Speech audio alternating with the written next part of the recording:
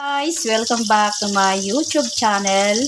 For today's video guys, nagluluto ako ng hindi ko alam kung anong klaseng luto to. Basta sariling version ko na lang tong pagluluto na to. Bali, ginisa ko po yung sibuyas, bawang, yung papaya, tapos nilagyan ko siya ng sardinas, tapos nilagyan ko siya ng pansit canton na. Yung pansit po guys na mike. Kasi may natira pa nung mag-swimming kami. May natira siya. So ayan, nilagyan ko siya, hinaluan ko. Tapos nalagyan ko siya guys ng malunggay. So ayan guys, nilagyan ko siya ng malunggay. Hindi ko alam guys kung anong kalalabasan nito. Pero tingin ko guys, masarap. Kasi kanina tinikman ko yung sabaw niya. Ang sarap siya guys, promise. Chambakok to guys. Chambakok pero masarap at masustansya. Bali ang step by step kayo guys sa pagluto nito guys kanina. Ginisa ko muna yung sibuyas, bawang, tapos papaya, tapos sardinas. Tapos nilagay ko na yung miki, yung pansit. Tapos nung medyo luto-luto na yung pansit, ayan nilagay ko na yung ating hinimay-himay na malunggay guys. Ayan.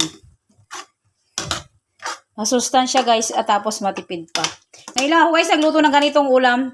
Tinesting ko lang siya kung masarap. Pero tinikman ko na yung sabaw niya. Masarap siya, malinamnam. Tapos sinimplahan ko lang siya ng patis tapos bitchin. O yan guys, luto na yung ating kanton na minalunggayan. So ayan guys.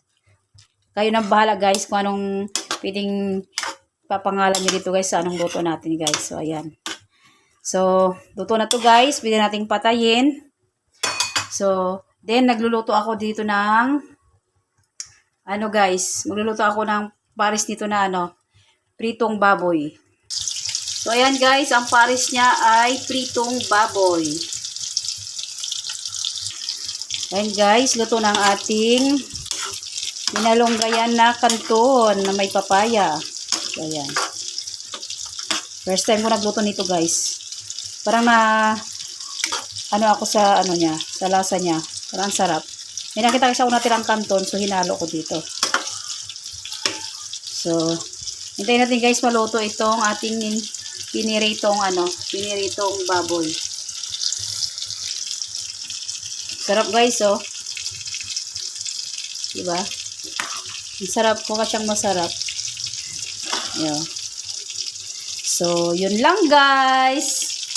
Salamat sa panonood. Sana nagustuhan niyo ang ating recipe today. Please like, share, and subscribe. God bless.